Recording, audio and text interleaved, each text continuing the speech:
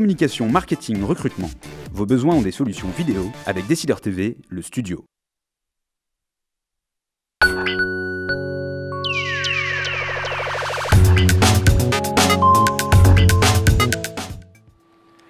Bonjour à tous et bienvenue dans Startup, l'émission qui donne la parole aux entrepreneurs. Je vous rappelle que nous sommes diffusés sur deux sites, Décideur TV mais également sur Madines, et que vous pouvez ainsi poser toutes vos questions à nos invités sur la barre de chat qui se situe à droite.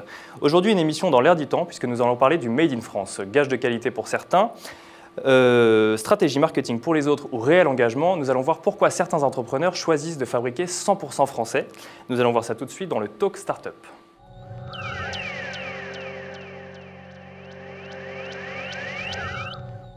Alors, à nos côtés, pour en parler, Laure Coromine. Laure Coromine, bonjour.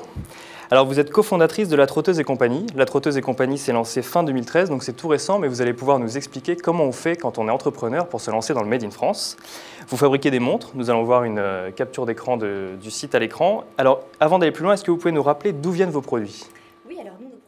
En fait, on a deux composants particuliers à la montre, donc les boîtiers qui sont assemblés en fait dans un atelier en Alsace et les bracelets qui viennent en fait d'un atelier à Espelette, donc au cœur des Pyrénées. Donc une production 100% made in France, sauf je crois les. Alors les composants en fait du boîtier, le mécanisme est suisse et les composants du boîtier ne sont pas fabriqués en France, on les importe en fait d'Asie. Quentin Sagnier, bonjour. Vous êtes cofondateur et directeur général de Devialet, donc une start-up qui s'était créée en 2007 et qui est depuis devenue une PME puisque vous embauchez une soixantaine de personnes. Vous êtes également, vous concevez, vous fabriquez et vous commercialisez des amplificateurs audio 100% français.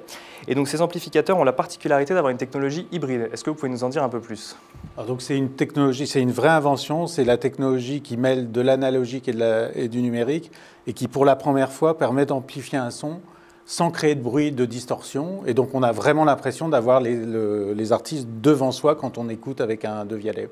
Alors, on va montrer également une capture d'écran à l'écran, justement. Et même question qu'à Laure, est-ce que vous pouvez nous rappeler où sont fabriqués ou assemblés vos produits ? Alors, les produits sont développés. Ils sont développés à Paris, où on a une équipe d'ingénieurs et de designers. Ils sont fabriqués en Normandie. Pour la partie électronique et la partie assemblage du produit final, ça se passe en Normandie, à Vire. Et ensuite, il y a pas mal de composants qui sont intégrés dans ce produit. Le châssis, par exemple, est fabriqué dans la région de Grenoble. Il y a des pièces qui viennent d'autres pièces qui viennent de régions parisiennes. Les finitions métalliques qui sont quasiment de l'orfèvrerie sont faites au nord de Paris. Voilà. Donc c'est un ensemble d'industriels qui concourent à cette fabrication-là. Et ils sont tous en France.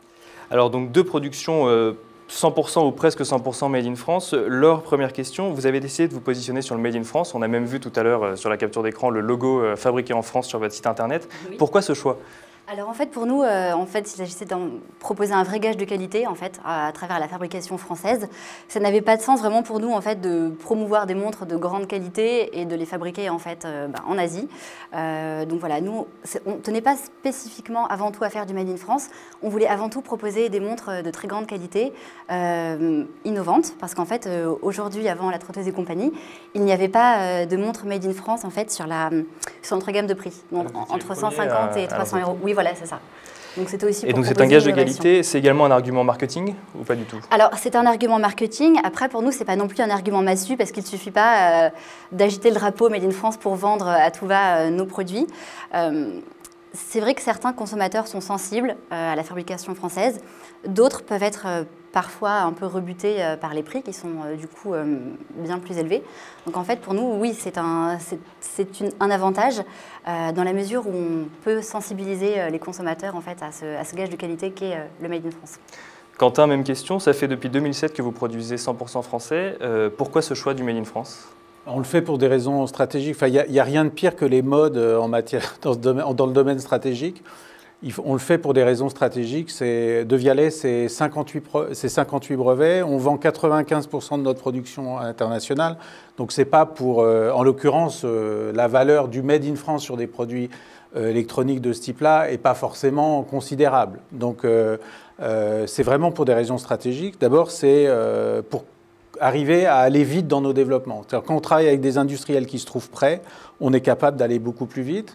Ensuite, c'est un gage de sécurité. On est dans un environnement, quand vous êtes en France, vous êtes dans un environnement institutionnel juridique, économique, sociale, etc., qui a ses contraintes, mais que vous maîtrisez.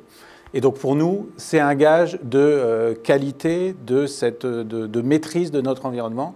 Et enfin, c'est un gage de qualité dans la réalisation des produits, parce qu'on est capable d'intervenir extrêmement vite sur la production. Et voilà, on est capable d'envoyer une équipe d'ingénieurs pour résoudre un problème si on a un problème industriel.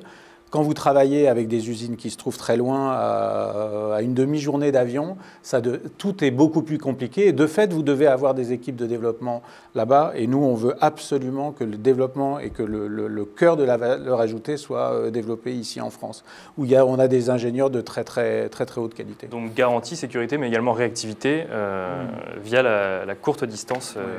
La courte distance. Alors comme vous le savez, c'est une émission en direct, donc les internautes peuvent poser toutes leurs questions durant cette émission. Et Pierre vous demande, le Made in France, une stratégie économique ou une conviction patriotique? Laure, Quentin, Laure peut-être? Je commencerai par dire, je n'irai pas jusqu'à dire patriotique, donc parce que comme je l'ai dit, nous, voilà, on voulait proposer des montres de grande qualité, d'où la fabrication française. Après, il y a une question d'éthique, évidemment, qui vient se greffer, on ne va pas épiloguer, hein, mais sur le fait de fabriquer des montres en France. Et après, le marketing, voilà, il se développe dans une certaine limite, mais il ne fait pas tout non plus. Parce que c'est vrai que et là c'est à vous Quentin que je pose la question, le Made in France est souvent associé également au développement durable, donc à la préservation des emplois en France, mais peut-être aussi à une dimension écologique ou à une dimension de la protection de l'environnement. On a l'impression en fait que les entreprises qui se développent en Made in France veulent donner une image propre, contrairement aux entreprises industrielles traditionnelles. Est-ce que c'est quelque chose qui vous tient à cœur? Est-ce que c'est pour cela que vous avez fait le choix, au-delà de, évidemment, l'implication stratégique? Ouais, nous on vise le leadership mondial dans notre domaine. Donc on est très exigeant sur ce qu'on fait, sur la qualité de nos développements, sur la qualité de nos produits, et on trouve en France des ingénieurs exceptionnels, on trouve en France des industriels capables. Après, ce qu'il faut, c'est mettre énormément d'intelligence dans nos produits pour pallier les problèmes qui sont liés à une production dans un pays dans lequel la main-d'œuvre est très chère. Donc il faut mettre beaucoup plus d'intelligence dans la conception des produits dès lors qu'on va devoir ou qu'on a choisi de les fabriquer en France. Travailler beaucoup plus en amont pour éviter d'avoir à revenir sur un produit final ou sur Exactement. Et après, la dimension, évidemment, la dimension, je sais pas si on peut dire écologique, mais en tout cas de respect de notre environnement, de respect des gens avec qui on travaille, des ouvriers qui travaillent et qui fabriquent nos produits, etc. Tout ça, ça fait partie des valeurs d'une entreprise en question. Ce n'est pas des choses qu'on met très en avant, de même qu'une dimension patriotique. C'est pas tellement ça. Il faut simplement, on vit aussi, nous, les uns et les autres, des richesses qu'on crée ici. Si chaque fois vous avez à créer des richesses, vous allez ailleurs, vos enfants, enfin nos enfants, enfin les miens en tout cas, mes enfants, l'environnement, on l'appauvrit d'une certaine façon. Donc c'est quand même plus intelligent d'essayer de le faire ici. Et évidemment, dans nos produits, il y a des pièces, il y a des éléments sur lesquels ça n'a aucun sens de les produire en France. Et dans ces cas-là, on va les produire à l'étranger parce que c'est beaucoup plus intelligent et beaucoup plus créateur de valeur que de le faire comme ça. En revanche, l'essentiel du produit est fabriqué là, et tous les éléments qui comptent et qui sont des éléments avec de la conception intelligente sont conçus et fabriqués en France. Donc le Made in France pour la qualité, pour la sécurité, mais pas 100% français si ça n'a pas de sens. C'est aussi quelque chose que vous partagez, une idée que vous partagez, Laure? Oui, bien sûr, dans la mesure où dans le boîtier de nos montres, il y a les mouvements. Donc nous, on utilise des mouvements suisses par défaut, parce qu'en fait, en France, aujourd'hui, on ne peut pas les... Nous, on n'a jamais réussi à mettre la main sur un fournisseur en fait, de mouvements qui soit avec des pièces faites en France, conçues en France. Donc ça, on avait le choix en fait entre du coup des pièces venant ou du Japon ou de Chine. Donc on a opté pour la Suisse, toujours pour être fidèle en fait à ce gage de qualité qu'on veut mettre en avant. Alors, fabriquer du Made in France, c'est travailler avec des fournisseurs français. Comment est-ce que vous avez choisi vos fournisseurs? Laure, peut-être d'abord, comment est-ce que vous les avez trouvés et comment est-ce que vous avez sélectionné? Alors nous, assez simplement, en fait, on a commencé par faire des recherches sur Internet. On s'est aussi en fait rapproché de la Chambre de l'horlogerie de Paris, qui a pu nous aiguiller petit à petit vers des fournisseurs. Et ça s'est fait en fait au fil de rencontres. Donc ça, c'est vrai que Comme le disait Quentin, c'est une histoire de rencontre et de proximité, de traçabilité.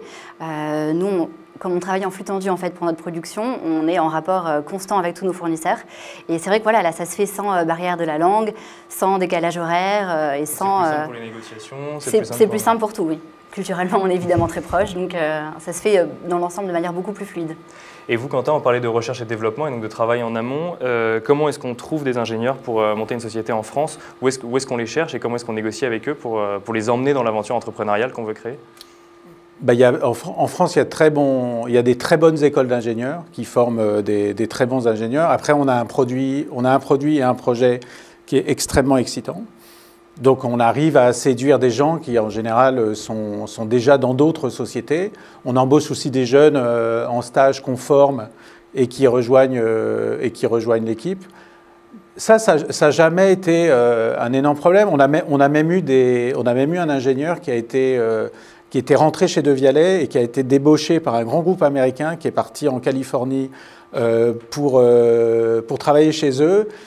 Et De Vialet lui manquait tellement qu'au bout d'un an, la semaine dernière, il est revenu chez De Vialet pour travailler au développement de... La fuite des cerveaux dont on nous parle régulièrement n'est pas forcément tout le temps vraie. On a fait venir des Français qui sont revenus de Hong Kong, qui sont venus de Hollande, On a fait venir une équipe suisse qu'on a installée à Paris et qui travaille avec nous, etc. Et puis après, on a pas mal de mal à trouver des fournisseurs parce qu'on est dans des domaines extrêmement pointus. Mais par exemple, il y a un domaine dans lequel on a cherché pendant des mois, dans le monde entier, un spécialiste capable de développer avec nous un élément d'un produit. Et on a cherché en Scandinavie, on a cherché en Asie, voilà, qui étaient les deux pôles majeurs dans ce domaine. Et donc, au début, pas en France. Et finalement, le meilleur mondial, on l'a trouvé à 28 minutes de RER de la gare de Lyon. Donc voilà, et il se trouve donc c'est une entreprise française, et aujourd'hui c'est une entreprise française avec laquelle on a développé un programme extrêmement ambitieux. Parce que c'est ce que vous me disiez avant l'émission, il n'y a qu'en France où on n'a pas conscience de la qualité de nos ingénieurs et de la qualité de notre industrie. C'est pas très amusant en fait, je trouve ça assez triste. Vous faites le tour du monde et le fait que vous soyez français est nulle part un sujet en fait. Et puis vous arrivez en France et on vous dit oh, tu fais de la high-tech et tu es en France, tu produis et tu es en France, etc. C'est le seul endroit où on a des vrais complexes en fait. Donc c'est important qu'on mette des entrepreneurs en avant, des industriels en avant, voilà, je parle moi à titre personnel, mais parce que de savoir que ça existe, la réalité elle est là et pas uniquement pour tourner des objets en bois et faire des dérivés de produits agricoles. Là, c'est aussi pour faire des produits qui sont des produits d'art, de technologie, des montres, des produits audio, de la haute technologie et des produits qui sont valorisés. Donc un message pour les entrepreneurs ou futurs entrepreneurs qui nous regardent, vous pouvez faire de la high-tech française, on est capable de le faire. Une question maintenant sur le business model, et donc c'est une question de Jean-François qui nous dit « Avez-vous calculé le surcoût de fabrication en France par rapport aux d'autres pays ?» Et moi je rebondirai ensuite dessus pour savoir comment est-ce qu'on construit un business model quand on construit en France. Laure peut-être? Oui, alors sans donner de chiffres précis, notamment alors, pour le composant des bracelets, nous on a pu comparer justement avec des bracelets faits en France, d'autres à Madagascar notamment, et les prix, le coût de revient passé de 1 à 10, multiplié par 10.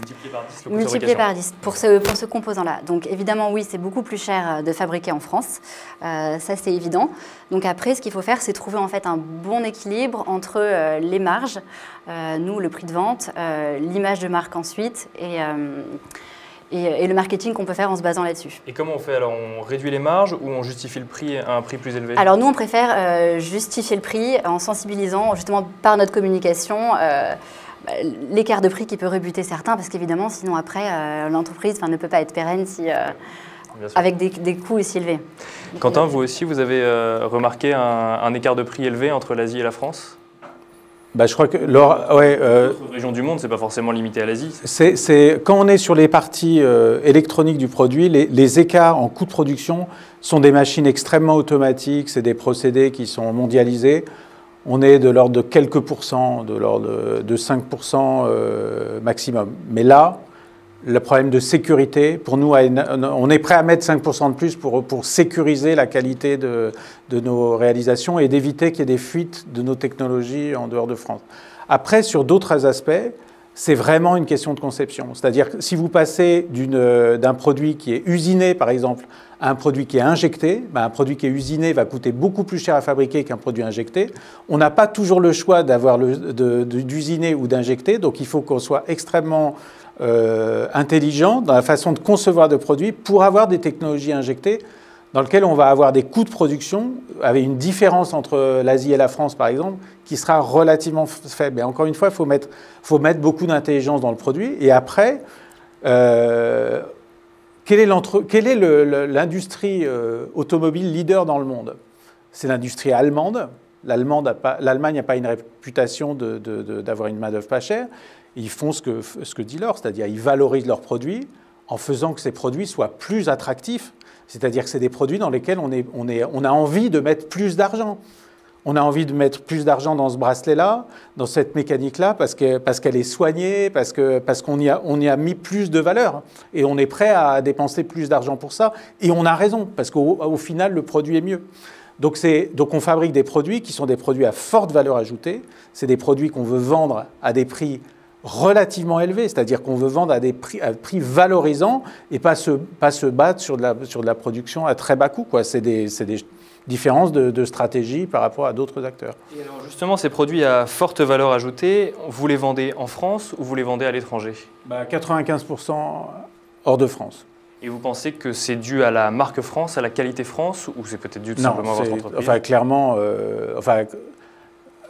De Vialet est le résultat de la France, si j'ose dire, mais non, on ne le met pas du tout en avant. Enfin, on veut créer une marque globale, une marque mondiale, Voilà, il se trouve qu'on s'appelle De Vialet parce que c'est une façon de dire d'où on est, et je pense que ça a un sens de dire d'où on est, de ne pas s'appeler Globish Sound machin truc. Donc ça a un vrai sens pour nous. En revanche, voilà, c'est lié au caractère exceptionnel des produits de Vialet et pas au fait que ça vienne de France. Enfin, on ne vend pas du camembert, quoi, ou du Bordeaux.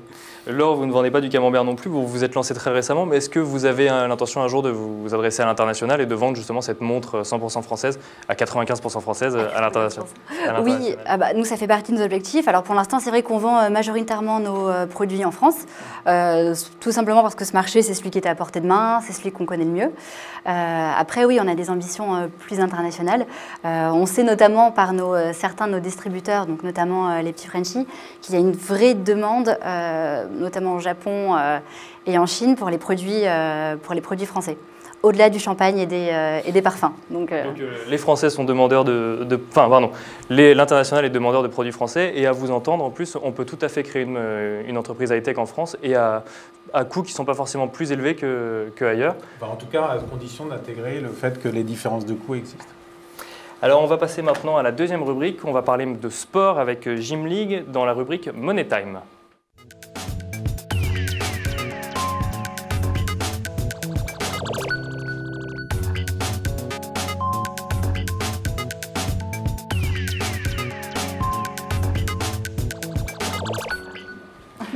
Money Time, la rubrique où de jeunes entrepreneurs, ou moins jeunes d'ailleurs, viennent nous faire découvrir par contre leurs jeunes entreprises. Aujourd'hui, nous allons nous adresser aux sportifs parce que nous recevons Sébastien Bécard. Bonjour Sébastien. Bonjour Nicolas. Alors vous venez nous parler de Gymlib. Gymlib, qu'est-ce que c'est? On va voir une capture d'écran tout de suite et vous allez pouvoir nous expliquer en quelques mots le principe de Gymlib. Gymlib, c'est le premier concept qui permet en France de profiter des salles de sport sans avoir à souscrire à un abonnement annuel, sans avoir à s'engager. En quelques clics, vous pouvez acheter un pass pour vous rendre dans une salle de sport. Le concept est très simple. D'abord, vous vous connectez au site gymlib.com, vous mettez votre adresse et ensuite vous voyez l'ensemble des salles de sport qui sont référencées autour de ce point. Vous achetez le type de pass qui vous convient le mieux. On a 3 types de pass qui sont le pass entrée à l'unité, le pass 5 séances et puis le pass 1 mois. Et une fois que vous avez choisi le type de pass qui vous convient le mieux, vous achetez en ligne le pass et vous vous rendez dans la salle de sport en présentant votre pass à l'accueil. Donc en fait, c'est un peu la salle de sport à la carte et c'est valable pour tout type de salle de sport. Vous avez des salles de sport différentes? Oui, on a des partenaires avec différents types de salles de sport. On a à la fois des partenaires des salles qui sont low cost. On a également des salles qui sont situées dans on va dire dans la gamme moyenne et puis des salles un peu plus dans lesquelles il y a un service et plus de coaching et des cours collectifs. Donc vous vous êtes lancé en début d'année. Vous avez combien de salles partenaires à ce jour? Aujourd'hui, on a déjà plus de 200 salles qui sont partenaires de Gymline, donc on est très contents et pour nous, c'était vraiment une stratégie de notre part d'offrir le plus de choix possible, puisque le premier critère pour un utilisateur, c'est la proximité de la salle de sport par rapport à chez lui ou par rapport à son travail. Donc on est très content aujourd'hui d'avoir plus de 200 salles et on a tous les jours des salles de sport qui nous contactent pour être référencées sur Gymline. Et alors justement, ces salles de sport, on est où? On est au niveau national, au niveau parisien pour l'instant? Alors, c'est vrai, plus implanté en région parisienne, puisqu'au départ, on a commencé à prospecter surtout dans la région parisienne. Mais on est également dans toute la France. On a plus de 150 salles en France. Et on a des partenariats avec des grandes enseignes comme le réseau Moving, le réseau LCT, qui nous permettent d'être présents dans toute la France. Et donc pour bien comprendre le concept, si demain j'achète un pass un mois, je peux aller un jour dans une salle à Paris, le lendemain dans une salle à Lyon, dans une salle partenaire évidemment. Alors, c'est pas exactement ça. En fait, d'abord on va choisir la salle qui nous convient et ensuite on achète le type de pass dédié à cette salle. C'est-à-dire que si je souhaite me rendre, si je vais en vacances à Saint-Étienne ou à Bordeaux, je regarde les salles qui sont référencées Gymline et ensuite j'achète le pass 1 mois, 5 séances ou une entrée, mais qui sera spécifique à cette salle-là. D'accord. Okay. Et comment est-ce qu'on crée, quel est le business model de ce site internet? Comment est-ce que vous gagnez de l'argent? C'est tout simple, on garde une commission en fait sur chaque pass qu'on vend et voilà, on est un apporteur d'affaires pour les salles de sport. Et donc vous avez été lancé en début d'année, vous avez des premiers retours satisfaisants? On sent un réel engouement autour du concept, les gens sont très heureux de pouvoir justement aller dans ces salles de sport sans avoir tant de contraintes comme l'engagement et le fait de payer des droits d'inscription. Donc on sent un vrai engouement, les utilisateurs sont très contents, on reçoit beaucoup de mots d'encouragement et pour nous c'est très important de sentir ça. Quentin, Laure, qu'est-ce que vous pensez de ce concept? Un avis peut-être? On n'a plus le droit de ne pas y aller, quoi. Exactement, il n'y a plus d'excuses. On n'a plus aucune excuse. Non, mais c'est une très bonne idée parce que c'est vrai que généralement, si on est un peu flemmard ou occupé, on s'inscrit et puis finalement on n'y va pas assez. Voilà. Voilà. Et puis quand on veut y aller, il fallait payer le trimestre, etc. Donc c'est super. Moi, je vais essayer très vite, c'est promis. Laure, vous allez vous inscrire aussi? Si Quentin essaye, moi aussi, du coup, je m'inscris. Toutes les salles sont en France, je le précise. Pour l'instant, peut-être un développement à l'international un peu plus tard. Peut-être, on verra. Bon, Sébastien, en tout cas, on vous souhaite beaucoup de succès, ainsi qu'à vous, Laure, et à vous, Quentin, même si vous avez un peu plus d'expérience, donc vous le connaissez peut-être déjà un peu plus. La semaine prochaine, nous recevrons Marc-Arthur Gauthier de WeShare Connector et Clément Alteresco de Bureau à partager qui viendront nous parler de la consommation collaborative. En attendant, très bonne journée à vous.